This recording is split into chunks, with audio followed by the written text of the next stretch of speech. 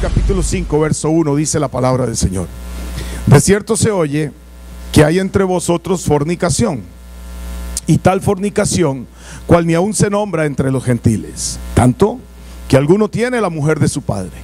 Y vosotros estáis envanecidos. ¿No debierais más bien haberos lamentado para que fuese quitado de en medio de vosotros el que cometió tal acción? Ciertamente yo, como ausente en el cuerpo, pero presente en espíritu, ya como presente he juzgado al que tal cosa ha hecho.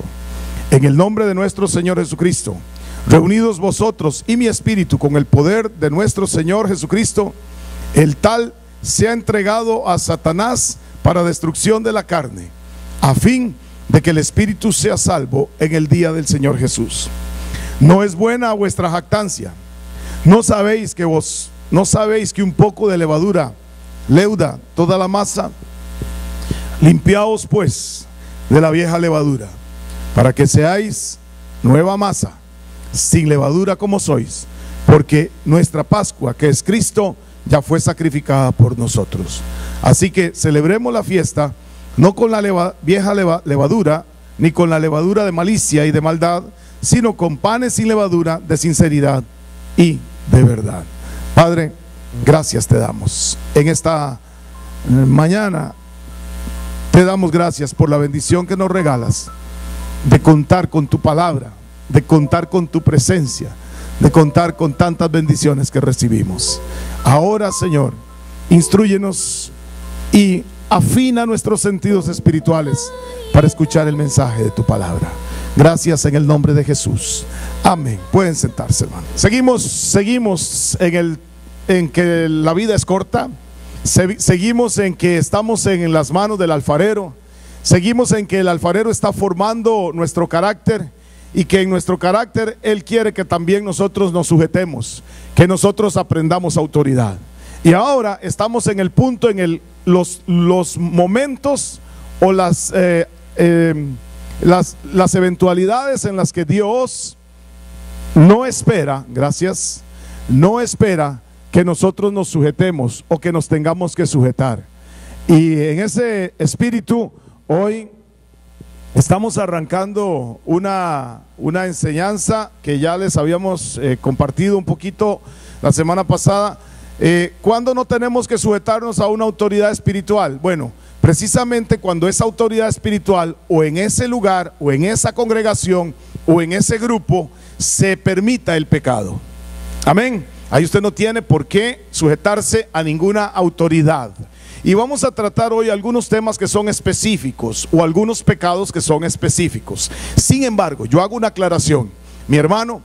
Para el demonio, para el diablo, para el enemigo de Dios y de los hombres, a él no le importa si alguien se va al infierno siendo un asesino en masa, un asesino o un vendedor de drogas, o un corruptor de menor. No, eso no es un problema, porque para el enemigo lo mismo le da hacer una cosa como esa, llevarse a alguien al infierno con una mentirilla que le llama a la gente mentirillas blancas.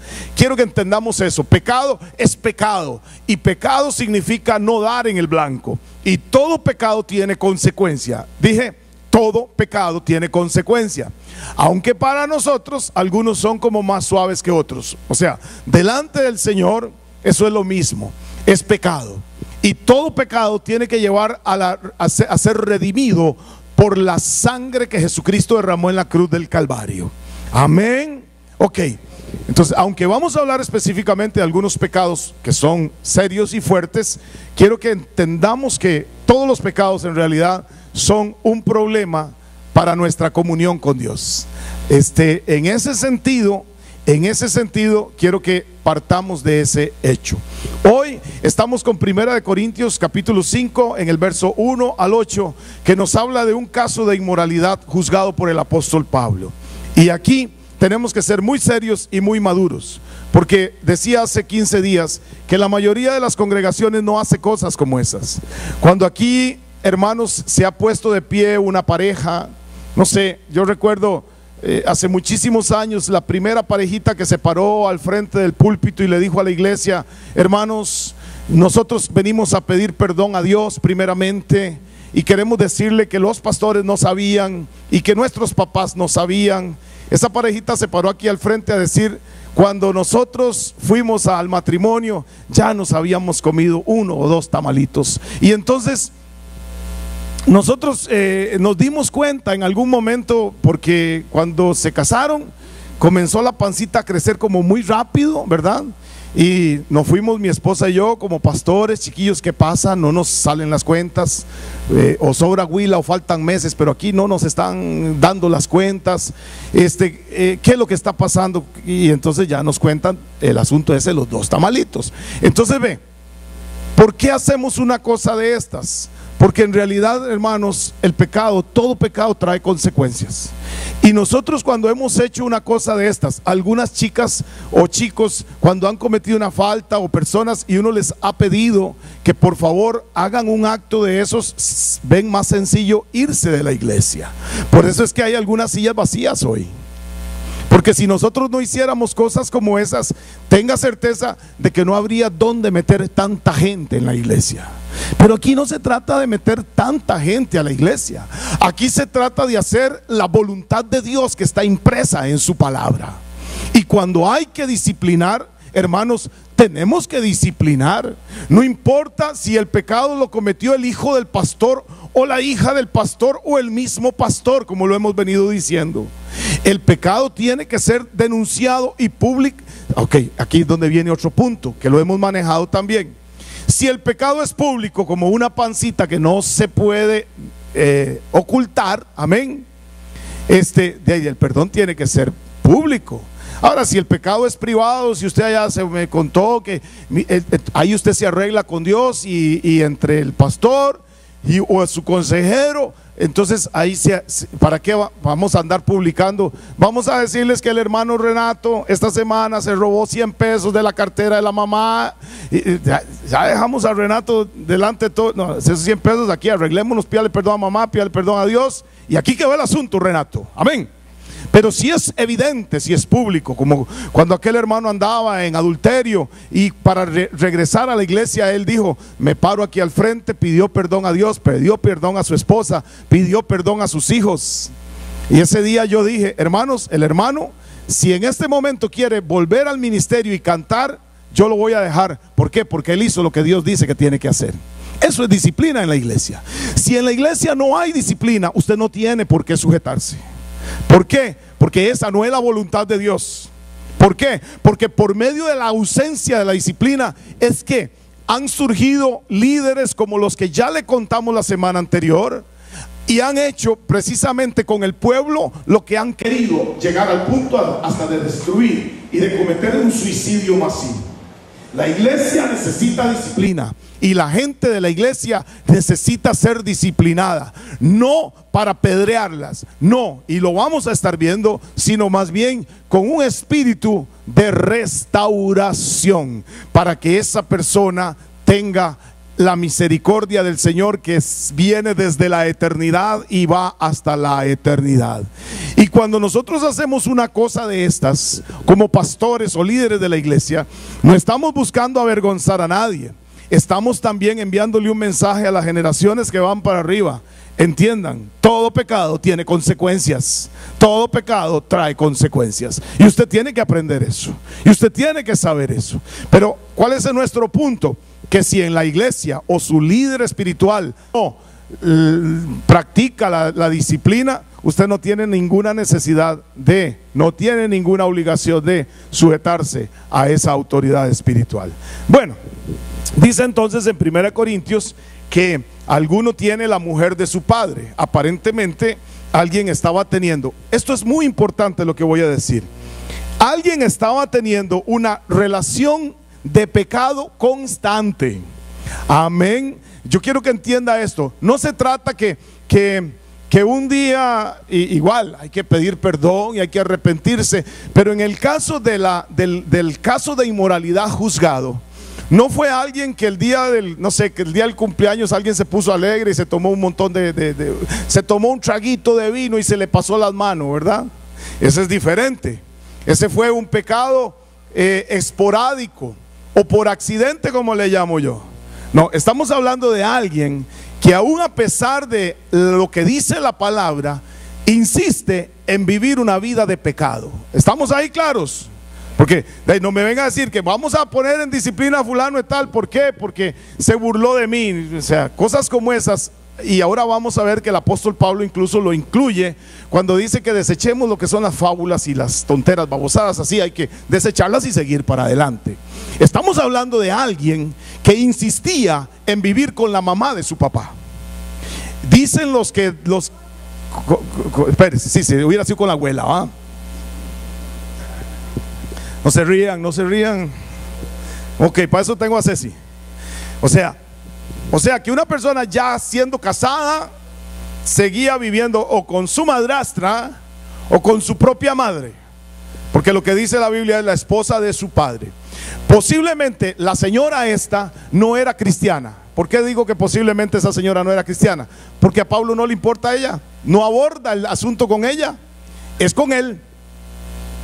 Al apóstol Pablo no le dice traigan a esa mujer y apedreémosla entre todos. No, porque ella es posiblemente una persona inconversa. Si no, de hecho, el apóstol Pablo la hubiera incluido. Pero aquí el asunto es este. El asunto es el de este pedazo de sinvergüenza que viene a la iglesia, que levanta las manos, que ofrenda y diezma, que dice amén y aleluya, que palmea, pero que cuando sale de la iglesia tiene una vida de constante pecado. ¿Estamos siendo claros con esto? A este sinvergüenza vamos a tener que llamar a disciplina, dice el apóstol Pablo. Y el asunto es tan grande, dice, cuando dice hay, lo que está incluyendo precisamente es una continua relación sexual. No es un capricho pasajero, no fue un encuentro casual, no fue una metidilla de patas, no. Cuando dice hay entre vosotros, de cierto se oye que hay entre vosotros fornicación. El término o el verbo hay, lo que está diciendo es que no es algo que pasó una vez ni dos. Para que nos quede bien claro que este asunto no se trata de encuentros fugaces, de algo que terrible. Y una fornicación tal que ni siquiera los gentiles practican, que ni siquiera los que no son cristianos ven bueno, ni aún se nombra entre los gentiles. Y Pablo está entendiendo que este tipo de relación incestuosa sería considerada tremenda, tabú inclusive entre los paganos de su cultura. Sin embargo, los cristianos corintios pareciera que estaban aceptando esa conducta. Parecía que veían como normal que alguien que estuviera en una condición de ese tipo de pecado, que ya dije claro, pecado es pecado, amén. Práctica de pecado es práctica de pecado, así sea mintiendo o no sé, o bombardeando un edificio y no sé, cualquier cosa terrible que pueda hacer una persona en el día de hoy. Pecado es pecado, como un asesinato, como cualquier cosa de esas. Y qué interesante, porque lo que está el apóstol Pablo diciéndoles a ellos es que ni siquiera la gente que no es cristiana hace esas cosas, y ustedes lo están prácticamente tolerando. Hermanos, esta conducta que aparentemente aún a los inconversos le es adversa, es una conducta de pecado, es un problema que estamos viviendo hoy en día dentro de las iglesias cristianas. Un problema que estamos viviendo dentro de las iglesias cristianas, porque poco a poco el pecado ha ido arrinconándonos a los ¿cómo es que nos dicen? Dinosaurios, a los arcaicos, a los que piensan como dice la palabra de Dios, nos van arrinconando. Y esto es prácticamente algo que ya está preestablecido o está escrito que iba a ser así. Pero vean qué tremendo que poco a poco el pecado ha ido ganando terreno en una sociedad en la que todo lo pecaminoso, todo lo corrupto, todo lo insano, todo lo que el Señor condena en su palabra, nuestra sociedad lo está viendo como algo normal y natural. Y si usted se va a dar cuenta, también adentro de la iglesia se están tratando de hacer este tipo de prácticas pecaminosas como normales. Así que aquí es donde vamos a tener que hablar de algunos pecados que se están hoy por hoy que se están viendo como regularmente se dice modernamente. O sea, este tema de vivir con la mujer de su padre debió haber sido tan castigado en su momento por la iglesia de los Corintios, porque ya Dios lo había establecido en su palabra. Y ahí le dejo 3 citas: Levítico 18:8, Deuteronomio 22:30, Deuteronomio 27:20. Voy a leer solamente el último para que usted nada más tenga una referencia. Maldito el que se acostare con la mujer de su padre, dice Deuteronomio 27:20, por cuanto descubrió el regazo de su padre. Y dirá todo el pueblo, amén. No era algo que no estuviera escrito. Pero ¿qué es lo que nos están diciendo hoy? Que la Biblia era un instrumento del pasado, cuando la misma escritura dice que Dios es el mismo de ayer, de hoy y de siempre. Que todas las cosas de este mundo van a pasar, pero mi palabra, dice el Señor, nunca pasará. Creo que los corintios tenían la suficiente información bíblica, que la suficiente información escritural para poder haber dicho a ese hombre que consentía en seguir viviendo. En esto vamos a ser muy enfáticos. Consentía en seguir viviendo con la mujer de su padre, y aún así los corintios le estaban dando a él, como decimos aquí en nuestro pueblo, le estaban haciendo la más aguada. Y le dice el apóstol Pablo ahí en el verso 2: vosotros estáis envanecidos. ¿No debierais más bien haberos lamentado? Oye, ustedes están haciendo la vista gorda. La reacción de la iglesia de Corinto en este momento hacia el pecado es: qué tremendo, ustedes están envanecidos, ustedes debieran haber hecho algo. Tan malo como era el pecado en sí, Pablo estaba, hermanos, ni siquiera estaba tan preocupado por el pecado en sí como por la actitud de la iglesia de Corinto en relación con el pecado. Y esta es la preocupación nuestra hoy con la iglesia moderna. Sí, el pecado va a seguir siendo el pecado, el adulterio va a seguir siendo un pecado, la fornicación va a seguir siendo un pecado, pero el problema del apóstol Pablo en este campo y nuestra preocupación en este momento tal vez no sea eso, porque va a seguir siendo así. El problema es la actitud de la iglesia en relación con ese pecado. Qué fácil, ustedes están envanecidos, ¿qué les pasó? No debieran haber hecho algo, no debieran haber dicho algo, no debieron haber, hermanos, denunciado algo.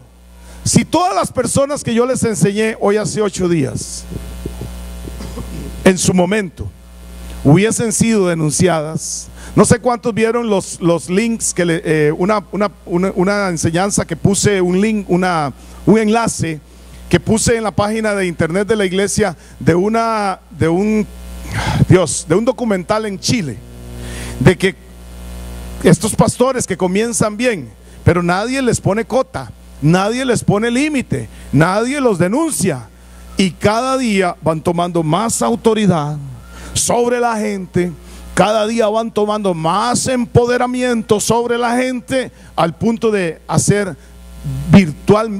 literalmente lo que a ellos les viene en gana con la gente. Y a libertad, dice la palabra del Señor, es que nos llamó el Señor.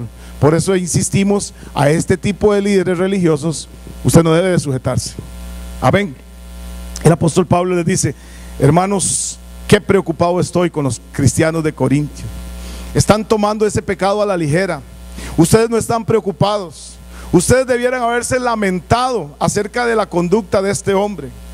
Mire, el apóstol Pablo viene hablando constantemente acerca de los problemas de la iglesia, de los problemas de los corintios, las ideas equivocadas acerca del poder, acerca de la obra de Dios, acerca de los siervos. Y ahora está hablando, Pablo comienza a tratar los problemas morales de la iglesia y les dice: ustedes tienen que haber hecho algo hace días en relación con este asunto. Iglesia, usted tiene que hacer algo en relación con el pecado. Y por esa razón es que hoy muchos de los niños, de los muchachos que se crían dentro de la iglesia, viven, como quien dice, peor que los impíos. Y eso es lo que el apóstol Pablo está diciendo. Mire, cosas hacen que ni entre los paganos se están haciendo. La gente pierde el temor a Dios cuando no hay disciplina. Deje usted un hijo sin disciplina. Déjelo que cuando está chiquitico de un añito, que se tira al suelo y le hace una rabieta, déjelo. Llega al supermercado y él quiere un masmelo o quiere de todo, y usted le dice: sí, mi amor, coja todo, déjelo. Llega al kinder y quiere la lonchera de aquel chiquillo, el otro, y usted ve a ver qué hace, pero se la da, déjelo. ¿Sabe qué está preparando usted? Un delincuente de primera categoría. La disciplina lo que nos dice a nosotros es que nos enseña a que no todo lo que yo quiero en la vida lo voy a poder obtener. ¿Qué tal? ¿Qué tal que usted pueda obtener todo lo que tiene en la vida? Ese carro que anda fulano, ese carro yo lo quiero para mí. Voy a ver cómo hago. ¿Cómo comenzó? ¿Con un carro? No, comenzó con un par de tenis. Comenzó con una lonchera en el kinder. Yo la quiero. Y ahí usted, tome, sí, mi amor, tómela. No, mi amor, no todo lo que uno quiere en la vida lo puede tener. Sí puede y debe luchar por todo lo que se quiere en la vida, pero no todo se logra. Esta es la vida. El mismo apóstol Pablo dice: yo estoy contento tal y cual sea la condición en la que yo estoy. Sé vivir en abundancia, sé vivir en escasez. ¿A usted cree que si el apóstol Pablo hubiera tenido todo lo que quiere, hubiera sido una persona que pueda escribir algo así como eso? No, yo sé lo que es vivir con hambre. Yo sé lo que es vivir con sol. Yo sé lo que es vivir cuando yo sé lo que es estar en un culto cuando el aire acondicionado no está funcionando bien, y me aguanto como los machos. Amén. Qué dicha, un amén. El nuevo vocabulario evangélico de la iglesia ahora es palabras como prosperidad, unción, poder, milagro, sobrenatural, conquista, grandeza, excelencia, salud, pacto, decreto. Esas son las palabras de la iglesia moderna. Pero ya no existen predicaciones, las que oíamos en el pasado. Algo tan sencillo y tan simple como arrepentimiento, restitución del daño, santidad, juicio, sufrimiento, negación, la humildad, la sencillez, no escucho amenes, el desprendimiento, enseñanzas que el maestro nos dejó, enseñanzas y valores que el Señor está esperando que su iglesia se desarrolle en ellos. Incluso muchos predicadores modernos niegan que el infierno sea real. Algunos predicadores modernos ya no hablan de los conceptos que el Señor Jesucristo nos enseñó. Ya le digo, ahora se habla de plata, se habla de prosperidad, de conquistar, de ser esto y de ser lo otro, pero ¿dónde está la palabra que el Señor nos enseñó? Así que, hermanos, prediquemos, pero ay, Señor, a veces lo que hacemos es asustar a la gente. Atraigamos a la gente a un arrepentimiento.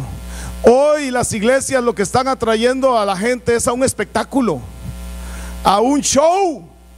Tenemos show esta noche, ya no le aman. Mire, incluso hay un predicador norteamericano que ya no le quiere llamar púlpito, dice que eso es religioso. Él le dice podium. A carajo. Ya no son pecados, son deslices de la gente. Sigue siendo pecado el pecado, y delante de Dios eso no va a cambiar.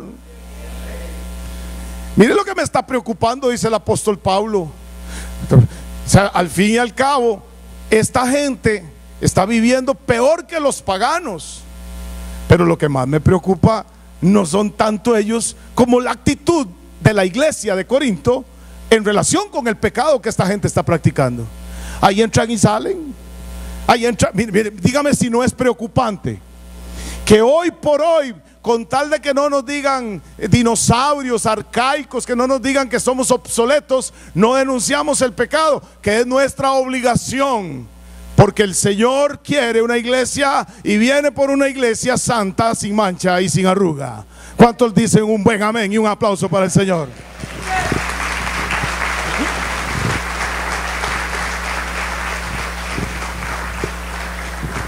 ¿Qué es lo que le estaban diciendo a la gente? Basta con estar bien contigo mismo. Olvídese del pecado. Voy a dar tres ejemplos. Yo sé que ya estamos al filo del tiempo, pero voy a dar tres ejemplos porque si no, no voy a terminar este tema jamás. Este señor, de manera sorpresiva y en un lenguaje abierto y poco común entre sacerdotes, Monseñor Juan Vicente Córdoba, presidente de la Comisión de Vida de la Iglesia Católica en Colombia, habló sobre los homosexuales y esta vez a su favor. Esto fue la semana pasada. Ya por cierto mandó un comunicado diciendo que eso no era lo que él quería decir, porque quiero ser también justo, porque ya se retractó de algunas cosas, pero se retractó, no, lo hicieron retractarse, que es otra cosa, y tampoco se retractó de todo. Óigame lo que dijo, oiga lo que dijo. Mire, ¿cuál es el problema que tenemos? El problema no es los homosexuales, aunque tienen un gran problema, amén. El problema es la actitud que la iglesia está tomando en relación con este pecado y con todos los demás. No sé si me estoy tratando o intentando lograr comunicar con fidelidad lo que quiero decir. Ese es el problema. Oiga lo que dice un obispo, ¿verdad? Dice, no sabemos si alguno de los discípulos era mariconcito. Literalmente lo estoy leyendo. O si la Magdalena era lesbiana. Parece que no, porque bastantes pasaron por sus piernas. Oiga, qué manera de hablar de un obispo. Sostuvo el alto prelado durante un foro en la Universidad de los Andes. Dijo que no es pecado el amor que se profesan homosexuales y lesbianas. Cito: ninguna atracción es mala. Cuando se dice que un homosexual es pecador, yo diría que lo mismo se podría decir o no decir de un heterosexual. Yo diría, hermanos homosexuales y lesbianas, cuando se casen, tengan hogares bonitos, tengan lo que llamamos nosotros la fidelidad y formen a sus hijos con amor, puntualizó Córdoba. Ay. Vea por dónde vamos en siglo XXI, chiquillos, pellizquense. Sigo leyendo. El pecado es otra cosa, es sencillamente no respetar la dignidad de los demás, aseguró. Esto no es de ganar batallas por genitalidad, por penes o vaginas. Esto no son las batallas de este estilo. Esto no son batallas de este estilo, añadió. Y se declaró a favor de que el Congreso sea el que decida sobre el matrimonio igualitario. Colombia, ¿verdad? No me gusta, cita, no me gusta tanto que sea en las cortes para que 5 o 7 personas decidan por todos los colombianos, cosas de tanta trascendencia, afirmó Monseñor. Sin embargo, hay un tema en el que la iglesia tiene una posición inamovible y tiene que ver con la posibilidad de la adopción por parte de parejas del mismo sexo. No elijamos por ellos, por los niños. Cuando el niño tenga 12, 13, 15 años en sus adentros, pues nunca lo va a decir por afuera, o de pronto sí, dirá: ¿por qué me eligieron? ¿Por qué eligieron por mí?, concluyó Córdoba. Ok, uno más, le dije que eran 3, uno más. Gregory Rodríguez, quien protagonizara el primer matrimonio gay en Belo Horizonte, Brasil. En la Biblia dice: no existe base bíblica que condene las relaciones de un mismo sexo, considera el pastor gay. Justificado por su propia creencia, Rodríguez ha creado la iglesia inclusiva Agua Viva, la cual está abierta a la comunidad lésbico LGBT. Lo mismo los mentirosos, ¿verdad? Lo dije al principio. Lo mismo los adúlteros. Amén. O sea, Aquí no le vamos a volar más duro a nadie que a otro, porque nosotros consideramos que un pecado sea mayor que otro. No, no, no. El problema aquí es ver cómo la iglesia está condescendiente a todas estas cosas que ya tienen apertura. La última, en Inglaterra, el 7 de mayo, ¿cuándo fue eso? Hace 10 días.